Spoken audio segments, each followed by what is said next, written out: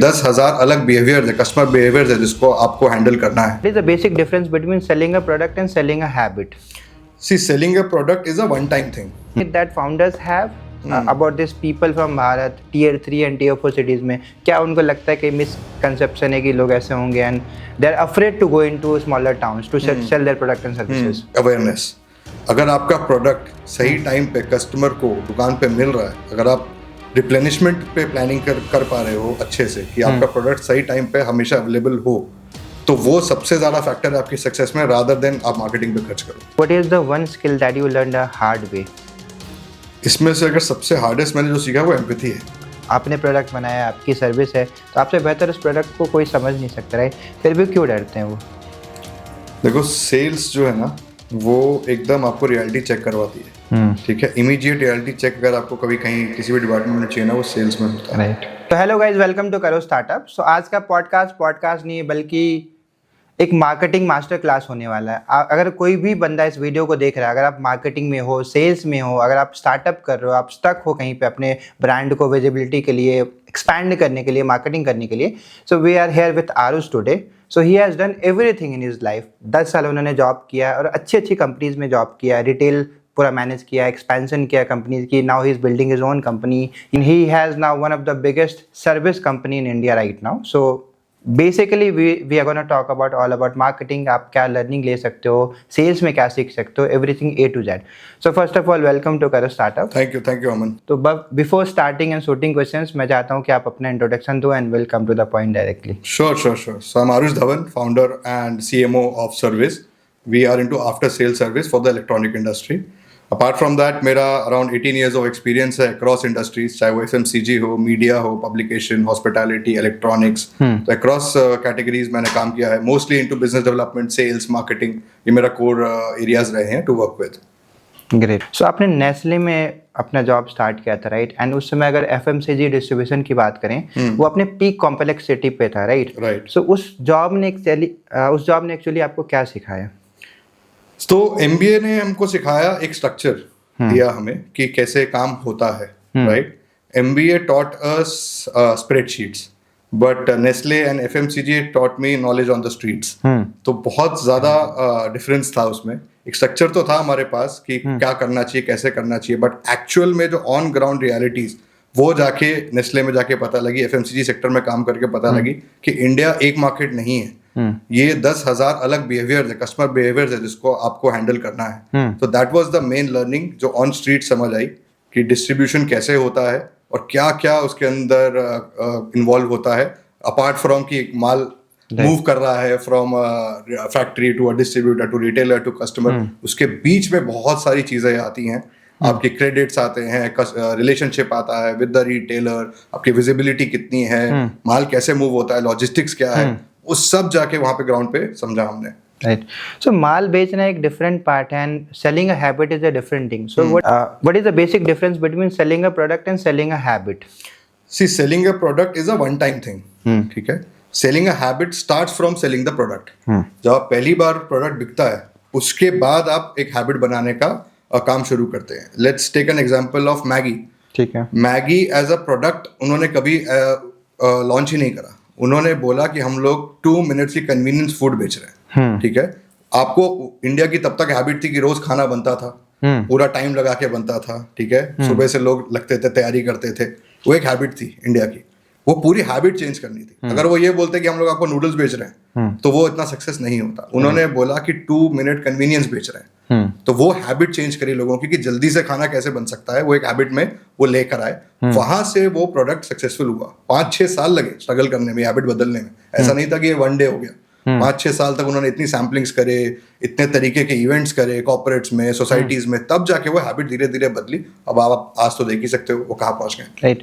सो Nestle की बात करें और भी कंपनी में जो आपका एक्सपीरियंस रहा है, जब आप ग्राउंड रियलिटी समझने की कोशिश करते हो तो एक्चुअली आपको रियल भारत में जाना पड़ता है. आप जब गाँव में जाते हो, लोगों से मिलते हो, तो एक्चुअल साइकोलॉजी आपको समझ में आती है. तो आपने ऑन ग्राउंड सेल्स भी मैनेज किया, right? So what is one myth that founders have about this people from Bharat tier 3 and tier 4 cities में क्या उनको लगता है कि misconception है कि लोग ऐसे होंगे and they're afraid to go into smaller towns to sell their product and services?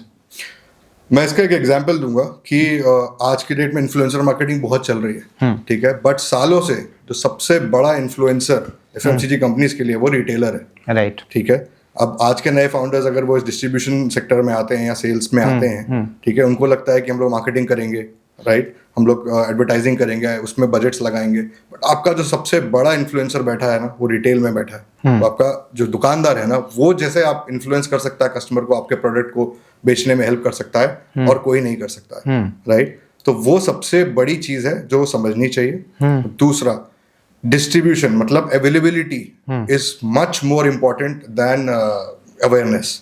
अगर आपका प्रोडक्ट सही टाइम पे कस्टमर को दुकान पे मिल रहा है, अगर आप रिप्लेनिशमेंट पे प्लानिंग कर पा रहे हो अच्छे से कि आपका प्रोडक्ट सही टाइम पे हमेशा अवेलेबल हो, तो वो सबसे ज्यादा फैक्टर है आपकी सक्सेस में, रादर देन आप मार्केटिंग पे खर्च करो। राइट। सो कुछ साल पहले कंट्रोवर्सी हुई थी उड़ान एंड पार्ले जी के बीच में, एंड उड़ान ने कंप्लेन किया एंड केस किया पार्ले जी पे कि they are not letting us and they are not coming to our platform. वो डिस्ट्रीब्यूशन चैनल अभी भी यूज़ कर रहे हैं। पार्ले जी ने ये क्लेम किया कि ऑब्वियसली उन लोगों ने हमें बनाया सालों साल से, उनके कारण हम यहाँ पे जिंदा हैं, हम अपना प्रोडक्ट बेच पा रहे हैं। But customer point of view से देखें तो कस्टमर्स के लिए बेटर है, आपको सस्ते में माल मिल रहा है, आपको इजीली मिल रहा है, जल्दी मिल रहा है। तो दो पर्सपेक्टिव है इसके। आपका पर्सनली क्या टेक है इस चीज़ को लेके? And distribution obviously has been the backbone of FMCG distribution या जो भी रिटेल इंडस्ट्री है उसकी बैकबोन रहे हैं जो डिस्ट्रीब्यूटर्स हैं। तो आपका इस पे पर्सनली क्या टेक है और आगे चल के फ्यूचर क्या होने वाला, पर्टिकुलरली इस डिस्ट्रीब्यूशन की बात करें या पर्टिकुलर आपको कोई भी प्रोडक्ट बेचना है? राइट।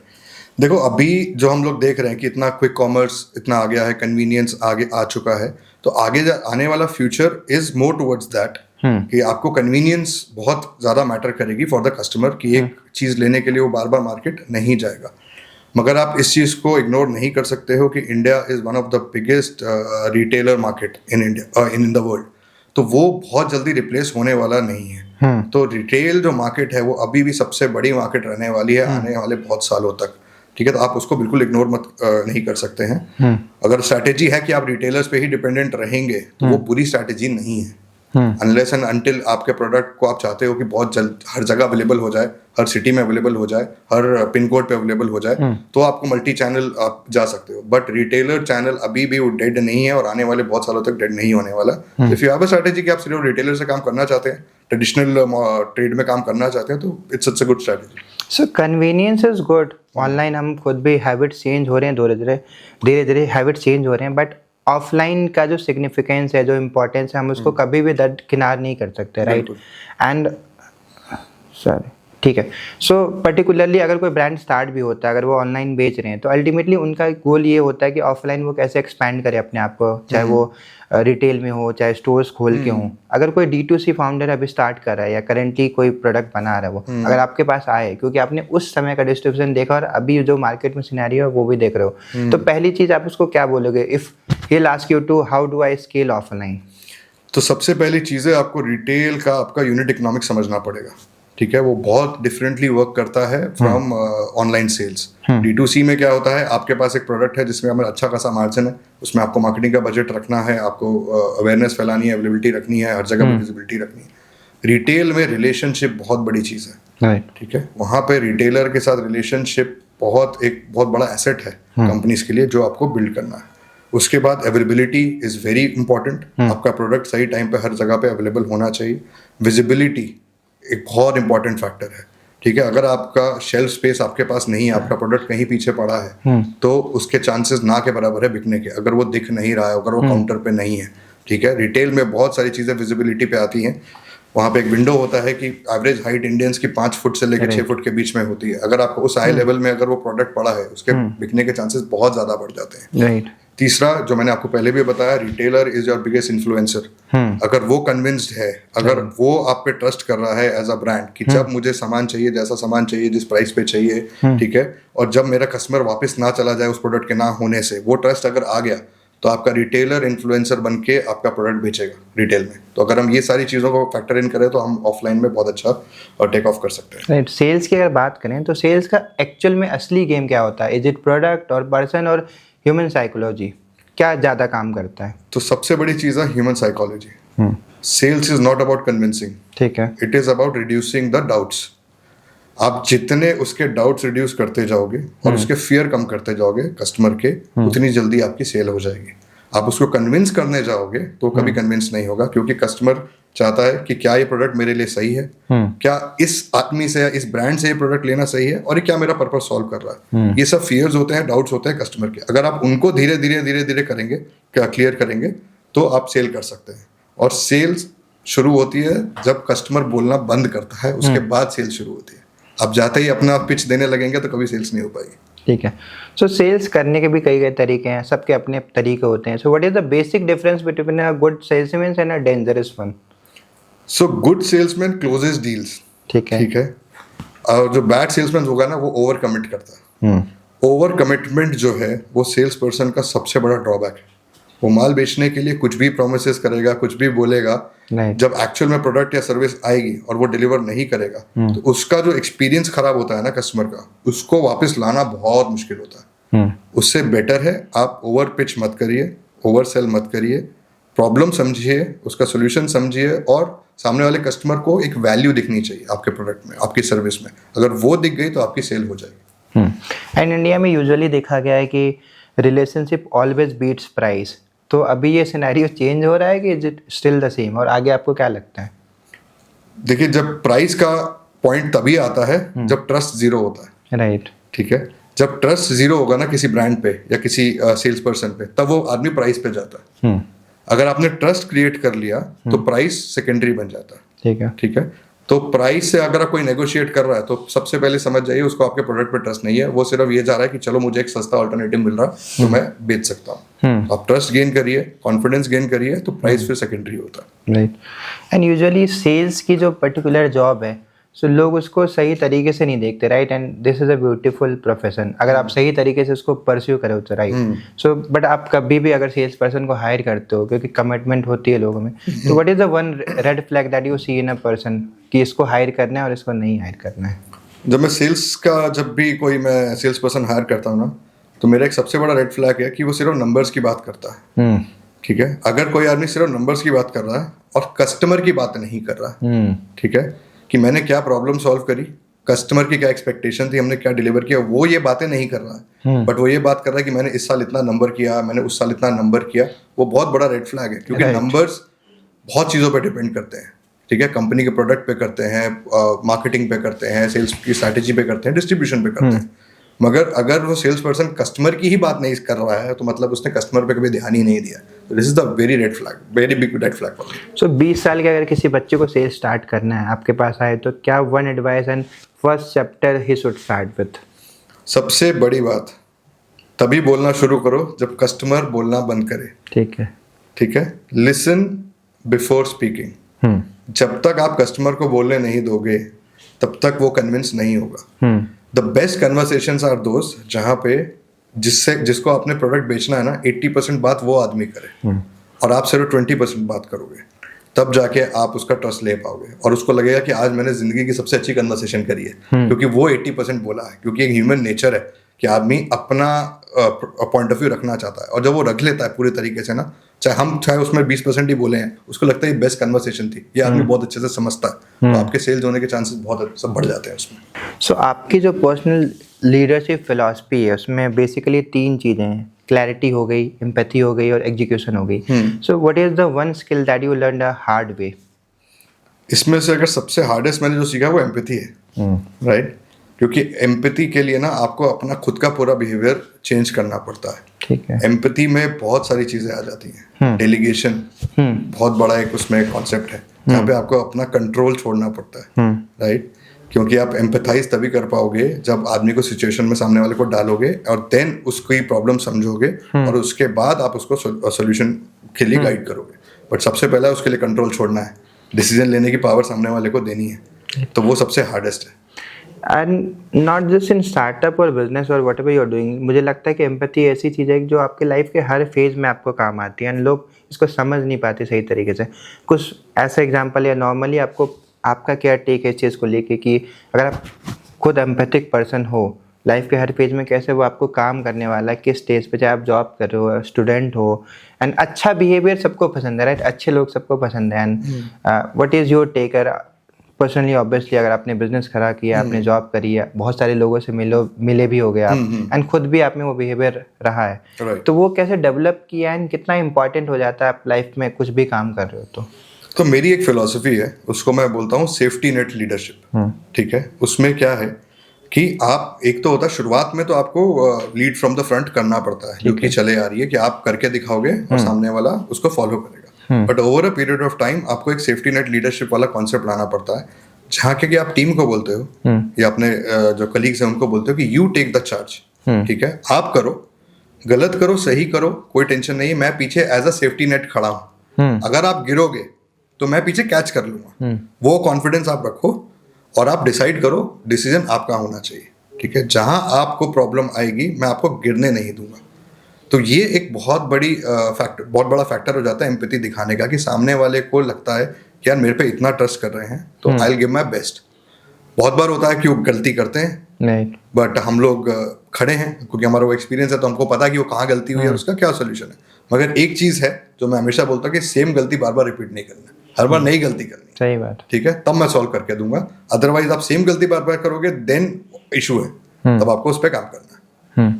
एंड जब आपको किसी एम्प्लॉयज को या किसी इंडिविजुअल को इवेलुएट करना है, right, so how do you do that? वो फ्रेमवर्क क्या होता है आपके माइंड में? चाहे किसी को हायर करना, हाउ डू यू नो कि he is a 10x higher या फिर ये रेड फ्लैग है? या नॉर्मली भी आप किसी से मिलते हो, कैसे आप जज करते हो किसी इंसान को? नज़रिया क्या होता है पहले?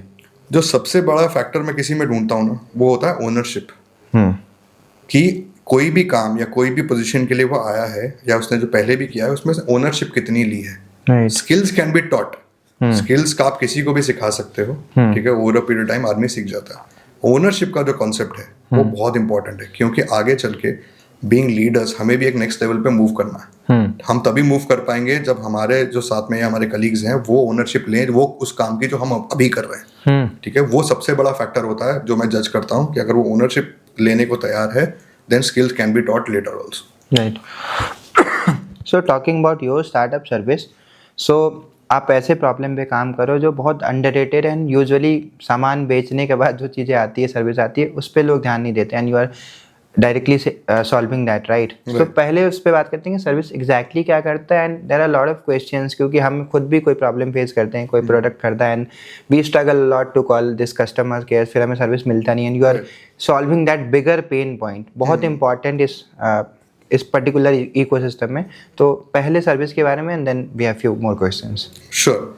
सो इंडिया की मार्केट में अगर आप इलेक्ट्रॉनिक्स इंडस्ट्री की बात करो, there are more than 10,000 brands right now जो कि इलेक्ट्रॉनिक इंडस्ट्री में अपने प्रोडक्ट्स बेच रहे हैं इंडिया में। ठीक है, अगर हम टॉप 20 ब्रांड्स छोड़ दें, बाकी 9,000 प्लस ब्रांड्स ने आज तक सर्विस सॉल्व ही नहीं करा है।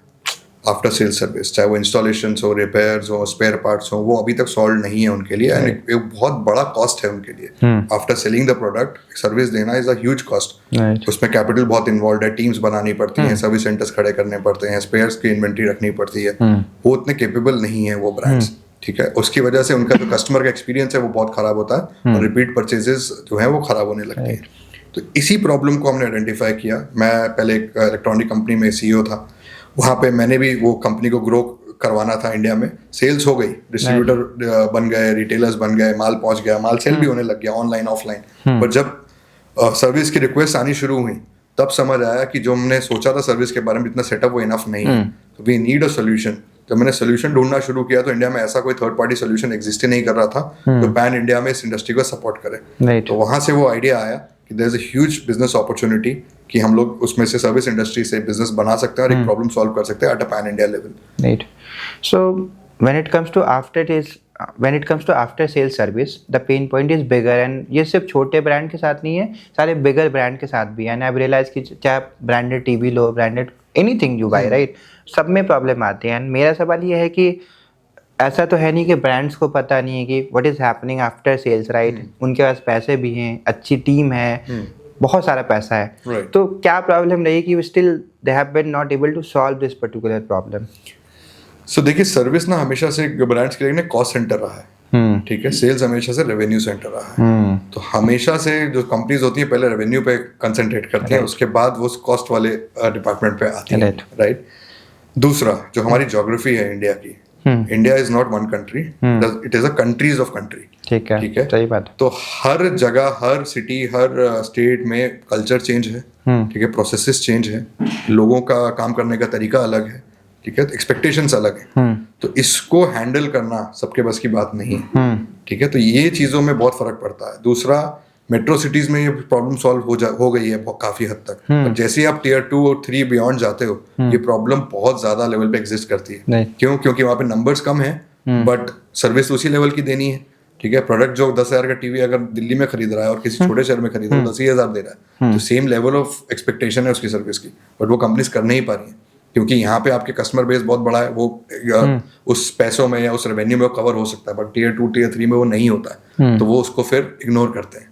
ये बहुत बड़ी प्रॉब्लम है। So you chose a very boring business, अगर मैं नॉर्मल कस्टमर टर्म्स में बात करूं, क्योंकि आपने काम नेस्ले से स्टार्ट करते हुए इतनी अच्छी अच्छी कंपनीज में किया है, एंड लोग अभी क्या है कॉम्प्लिकेट करते हैं आइडियाज़ को कि मुझे ये करना है, वर्ल्ड क्लास बनाना है, but still you choose a very smaller thing, but वो बहुत बड़ी है in terms of scale, right? So why you did that specially, and क्या थॉट प्रोसेस था इस चीज़ को लेके? क्योंकि वो एक्सपीरियंस, वो नॉलेज लेके आप you could have build anything, right? आप कुछ और भी सोच सकते थे, बट छोटे पेन पॉइंट को लेके आपको पता था कि जर्नी लंबी होने वाली है, डिफिकल्ट होने वाली है, Right. फिर भी व्हाई दिस? देखो, हमारा हमेशा से थॉट था कि हम लोग एक ग्रास रूट लेवल की प्रॉब्लम सॉल्व करेंगे। एक टेक बिजनेस बनाना, बेचना, सैस बेचना या कोई प्लेटफॉर्म बनाना इजी है।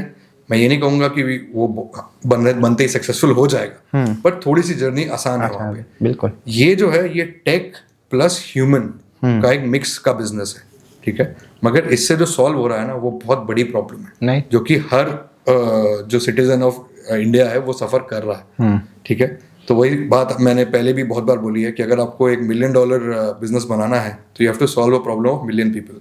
अगर आपको $1 बिलियन बिजनेस बनाना है, तो you have to solve a problem of billion people. This is a problem of billions of people. तो हम लोग वही चाहते थे, और हम रियल प्रॉब्लम सॉल्व करना चाहते थे ग्राउंड पे।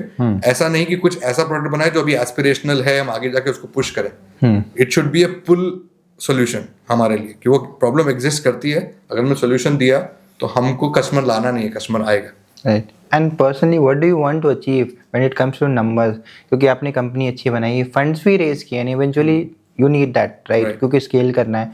सो पर्सनल एस्पिरेशन क्या है कंपनी को लेके या लाइफ को लेके, कि मुझे इतनी बड़ी कंपनी बनानी है, इतने पैसे बनाने हैं? Some thoughts on that. देखो यार, हम लोग एक ही थॉट से आए थे, और वो थॉट आज भी हमारा जो विजन है वो सेम है, कि हमको इलेक्ट्रॉनिक इंडस्ट्री को स्ट्रीमलाइन करना है in terms of after sale service. अब उसमें कितनी बड़ी कंपनी बन जाएगी, that is a by product.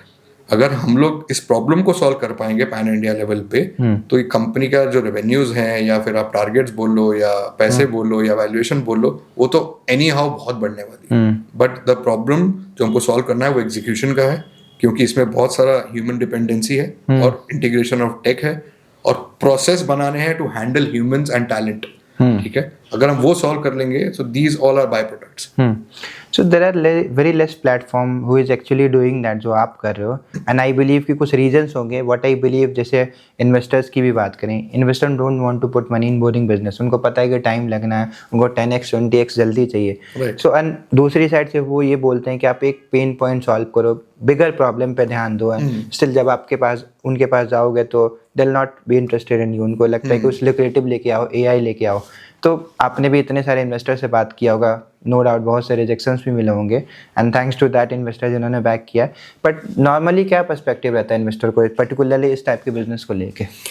तो जितने भी अभी जो इन्वेस्टर्स हैं ना, वो लोग ऑब्वियसली ऑप्स हैवी बिजनेस, जो ऑपरेशंस हैवी बिजनेस होते हैं, उनमें कम इंटरेस्टेड होते हैं इन्वेस्ट करने के लिए।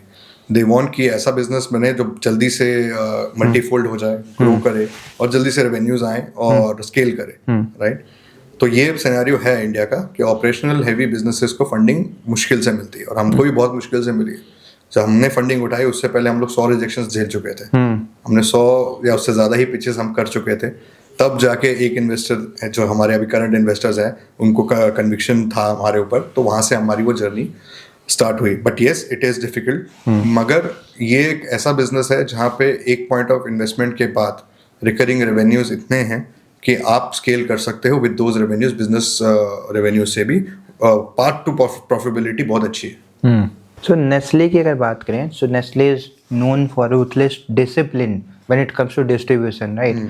सो एक लेसन या एक प्रोसेस जो स्टार्टअप फाउंडर्स को सीखना चाहिए पर्टिकुलरली उस प्रोसेस से, क्या होगा वो?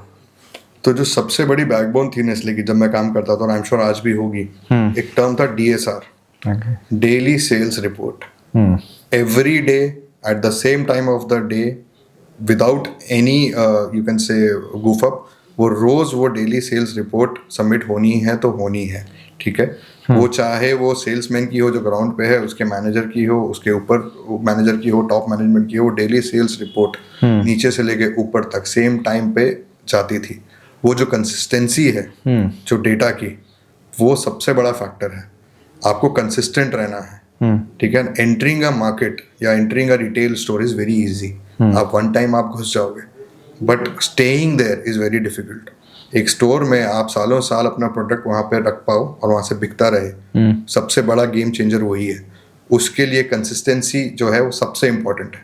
तो doing the same thing every day consistently is the key. And कोई भी ब्रांड हो, अगर उसको किराना स्टोर्स में अपनी पकड़ बनानी है, गांव-गांव जाके हर दुकान में, हर किराना दुकान में अपने प्रोडक्ट को रखवाना है, so what is one thing that they can do? क्या सिंपल चीज़ें हैं वो कर सकते हैं? बिफोर कमिंग टू दैट, मैं एक स्टोरी बताना चाहूँगा उसके लिए, कि आपको अपना प्रोडक्ट पता होना चाहिए कि वो कौन सी मार्केट के लिए फिट है. ठीक है. अगर आपको नहीं पता है तो आप स्ट्रगल करने वाले हो. ठीक है. जैसे कि नेस्ले में एक टाइम था, नेस्ले का डेयरी प्रोडक्ट्स आते थे, and it was on a quite of premium product. थोड़ा सा महंगा होता था उस टाइम पे. ठीक है. मान के तो दही था. ठीक है. इंडिया में दही हर जगह घर में जमता है, हर जगह होता है. और अगर आप छोटी जगह पे जाओगे तो एक दुकान होती है मिठाई वाले की, जहाँ से वो दही लिया जाता है और तोल के लिया जाता है. बिल्कुल. ठीक है. तो हमारे यहाँ पे एक ड्राइव थी, हम लोग मार्केट कर रहे थे, नोएडा की मार्केट, नोएडा, ग्रेटर नोएडा, ये वाली मार्केट कर रहे थे. तो देयर वाज अ थिंग कि हमको एक्सपैंड करना है इनटू रूरल एरियाज. अब रूरल में जाना है तो ऑब्वियसली मार्केट रिसर्च करनी है, सब कुछ करना है. तो एक दिन मैं और मेरे जो बॉस थे, हम लोग एक छोटे गांव में, नोएडा से थोड़ा बाहर जाके गांव में चले गए. वहाँ पे एक रिटेलर था छोटा सा. तो हमने उनको बताना शुरू किया कि ये ऐसा नेस्ले का दही आता है, आप दही बेचते हो, ये करते हो, तो आप हमारा दही बेचो. तो उसने प्राइस पूछा पहला कि ये कितने का आता है. तो हमने बोला भाई ये 400 ग्राम का डब्बा इतने का आता है, 200 का इतने का आता है. कह रहे भैया इससे तो आधे में हमारे गांव में मिलता है, लोग क्यों खरीदेंगे.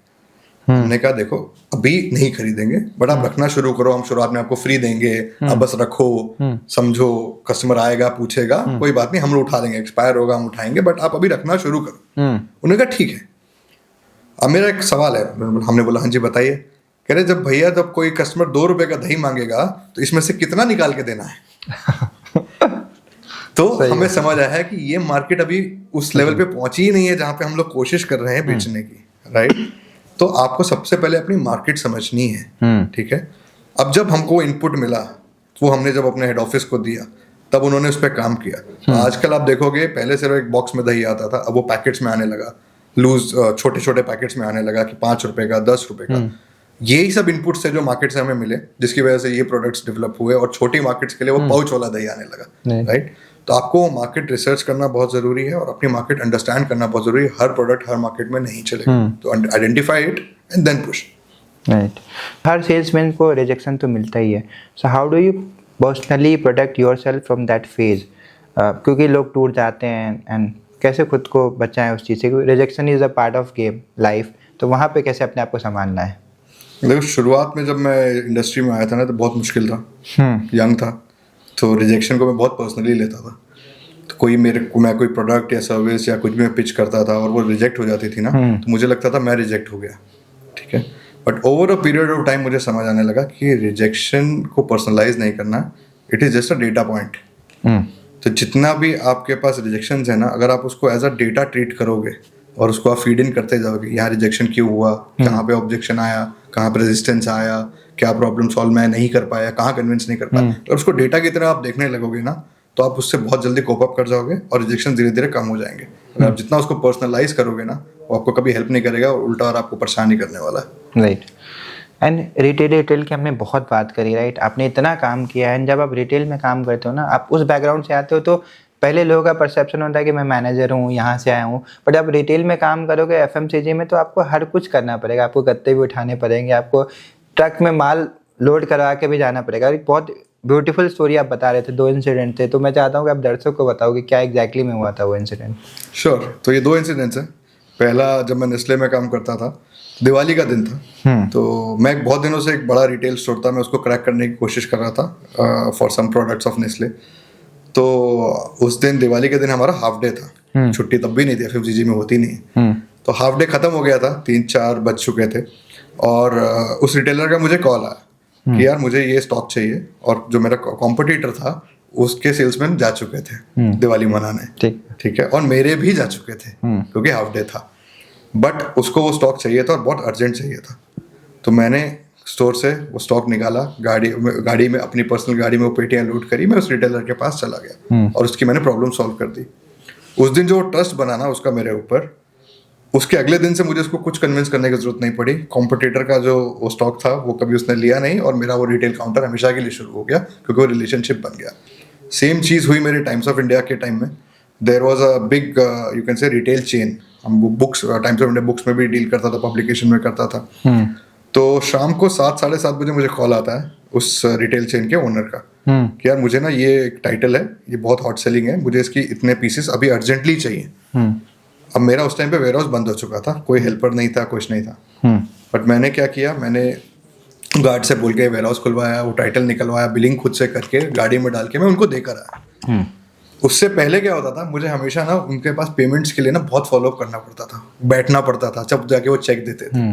इस इंसिडेंट के बाद ना जब मैं जाता था, मेरा चेक सबसे पहले बन के पड़ा होता था और बाकी लोग वेट कर रहे होते थे, तो एक रिलेशनशिप बना। तो ऐसी बहुत सारी चीजें होती हैं जो बियॉन्ड आप बोलो स्ट्रैटेजी होती हैं, जो पर्सनली आती हैं सेल्स में, जहाँ आपका रिलेशनशिप बनता है, ट्रस्ट बनता है, उससे आपको बहुत फायदा होता है।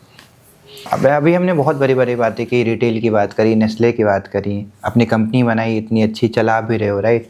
बट मुझे लगता है जो एम्पैथी वाली बात है, कहीं ना कहीं वो आपके रूट से आते हैं, जो आपका संस्कार रहा है, संस्कार की भी अभी हमने बात करी, जो आपका कल्चर रहा है जी। तो जहाँ से आप आते हो वो चीज़ हमेशा याद रहती है। पर फिर भी ग्राउंडेड रहना, वहाँ से उठ के फिर इतनी सारी चीज़ें करना, फिर भी उस ग्राउंड पे रहना कि you know who you are, आप कहाँ से आते हो, आपने क्या बिल्ड किया है। तो वो सबसे पहले उस कल्चर के बारे में बताओ कि कितना हेल्प करता है। अगर आप छोटे शहर से आते हो, ऑब्वियसली आपने अचीव किया है, लेकिन वो एम्पैथी साथ में मेंटेन करके रखना, अपने आप को अच्छा इंसान बना के रखना कितना डिफिकल्ट होता है, कैसे किया आपने, थोड़ा सा उस जर्नी के बारे में। जी, तो मैं पैदा तो दिल्ली में ही हुआ था, मेट्रो सिटी में, but obviously we were very middle class family से मैं बिलोंग करता हूँ। तो हमने वो चीज़ें देखी हैं, वो प्रॉब्लम्स फेस करी हैं ग्राउंड लेवल पे। तो बचपन से एक स्कूटर पे 3 लोग जा रहे हैं, वो सब हमने देखा हुआ है। तो वो चीज़ें अगर आप याद रखो कि आप कहाँ से आए हो, आपने किस टाइम से कहाँ से शुरू किया है, आप चाहे कुछ भी अचीव कर लो, अगर वो आप याद रखोगे ना तो आप हमेशा ग्राउंडेड रहोगे। ठीक है। दूसरी बात ये थी कि मेरे पापा की जो जॉब थी उसमें हम लोग ने काफ़ी उनको ट्रांसफ़र हुए, तो मैंने बहुत जगह पे मैं रहा हूँ। राजस्थान में भी मैं काफ़ी टाइम रहा, तो बहुत सारे कल्चर्स देखे। फिर मैं हॉस्टल चला गया, तो वहाँ पे उस हॉस्टल में पूरे हिंदुस्तान के बच्चे थे, तो हर कल्चर के बच्चे थे, उनसे दोस्ती करी, सीखा, तो समझ आई कि यार दुनिया बहुत बड़ी है, ठीक है, हर तरीके के लोग हैं, उनके साथ कैसे एडजस्ट करना है। तो ये सारी चीज़ें आई और एम्पैथी वहीं से सीखी, क्योंकि वहाँ पे सब साथ रह रहे हैं, खा रहे हैं, पी रहे हैं, ठीक है, तो सबकी हेल्प भी हुई, आपस में ही करनी है। वहाँ से एम्पैथी सीखी, फैमिली से सीखी। So every founder is scared of marrying someone right now. बताता हूँ अभी सबका ना, आप जिससे भी बात करोगे उनका ये सोच है कि मैं तो ये काम करता हूँ, 24 घंटे बिजी रहता हूँ, सामने वाला पर्सन मेरे को समझ पाएगा कि नहीं समझ पाएगा। तो वो सेम मेंटेलिटी वाले लोग मिलना मुश्किल हो जाते हैं। तो सबको डर है कि मैं उससे बेहतर है कि अकेले रहूँ। सो लाइफ पार्टनर का बहुत इंपॉर्टेंट रोल हो जाता है, राइट। सो मैं भी आपकी वाइफ का देखता रहता हूँ, updates see post everything about service, जो जो चीज़ें हो रही है, तो बहुत सपोर्टिव दिखता भी, ऑनलाइन भी ऑब्वियसली, ऑफलाइन रहा ही होगा। सो कितना सपोर्ट रहा है और कितना इंपॉर्टेंट होता है वैसे पार्टनर मिलना जो आपकी सोच से मैच खाते हो, और जर्नी कितनी आसान हो जाती है उससे। देखो, जर्नी दोनों तरीके की हो सकती है, आसान भी हो सकती है और मुश्किल भी हो सकती है, ठीक है, डिपेंडिंग अपॉन आपका पार्टनर कितना सपोर्ट करता है और कितना आपके विजन को समझता है। मेरे केस में मैं बहुत लकी हूँ कि मेरे पार्टनर ने तो उल्टा मुझे और ज़्यादा पुश ही करा है to take a leap and ये जर्नी जीने के लिए, ठीक है।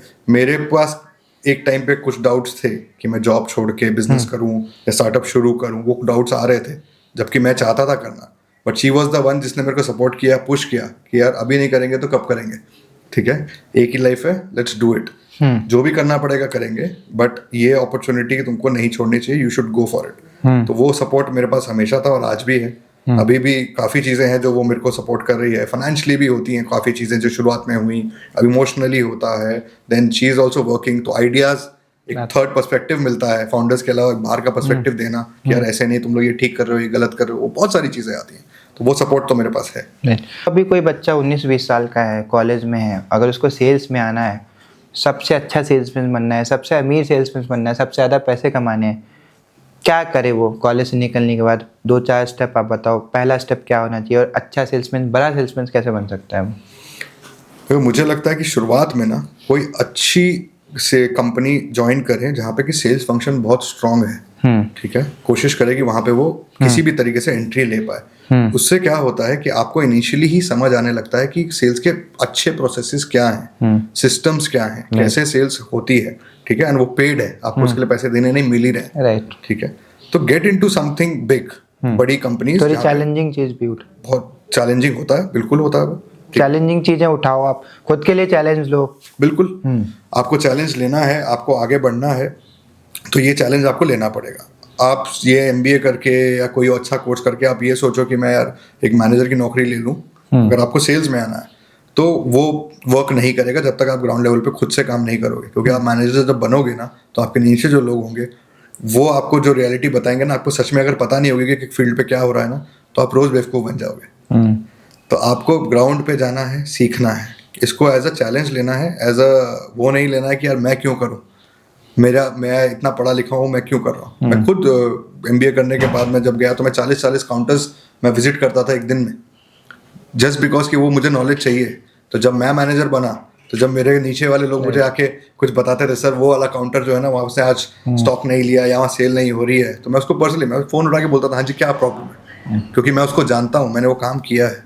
तो सबसे अच्छा है ग्राउंड पे काम करो, पहले समझो और अच्छी कंपनी में करो ताकि तुम्हें प्रोसेसेस समझ आए, सिस्टम समझ आए, देन आप कहीं पे भी जाओगे तो यू नो कि कैसे काम होता है, तब आपके आइडियाज जब आप दोगे तो सुने जाएंगे। सो अभी ना पर्टिकुलर एक फाउंडर के बारे में एक नैरेटिव चल रहा है कि जब छोटे थे तो ठीक था, बड़े बन गए तो now they have become arrogant, कुछ भी सोशल मीडिया पे लिखे जा रहे हैं rather than just confronting and answering question of this people जो सवाल उठा रहे हैं, चाहे वो आईपीओ का या एनी XYZ। तो उस पर क्या टेक है आपका? यार इस पे मेरे ना दो टेक हैं, और पहला जो मेरी लर्निंग थी वो श्री रविशंकर जी से मैंने सीखी थी। उनका एक कॉन्सेप्ट है, don't be a football of others opinion, ठीक है।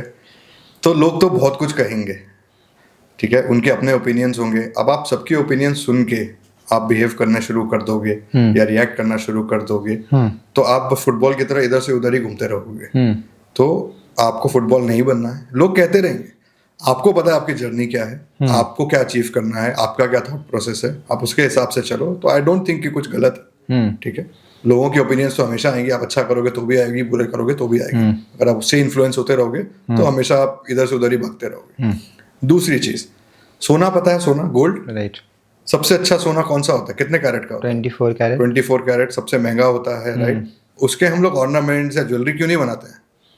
22 का ही बनता है उसका, 22 का बनता है, दैट इज टू प्योर, बहुत प्योर होता है। हाँ, क्योंकि वो बहुत प्योर होता है, और ऑर्नामेंट्स बनाते हैं पहनने के लिए, उसमें दुनिया भर के धक्के मुक्के सब लगता है, डेली यूज होता है, तो उसके टूटने के चांसेस बहुत ज्यादा होते हैं अगर हम 24 कैरेट से बना देंगे। तो उसके धक्के झेलने के लिए दुनिया के थोड़ी सी खोट जरूरी है, उसमें खोट मिलाई जाती है। तो वही जिंदगी है, अगर आप बहुत प्योर रह के जियोगे तो दुनिया आपका बहुत फायदा उठाएगी, ठीक है, आपको बहुत परेशान भी कर सकती है और आप उससे बहुत ज्यादा इफेक्ट भी हो सकते हो। तो अपने में थोड़ी सी खोट तो होनी चाहिए ताकि आप दुनिया के ओपिनियंस, दुनिया का जो नेगेटिविटी है उससे बच पाएं और टूटे नहीं। तो मैं I think he is okay. Beautiful thought. So particularly आपके खुद की कंपनी की बात करें तो you are available on 15,000 pin codes and 600 plus cities में आप काम कर रहे हो, राइट?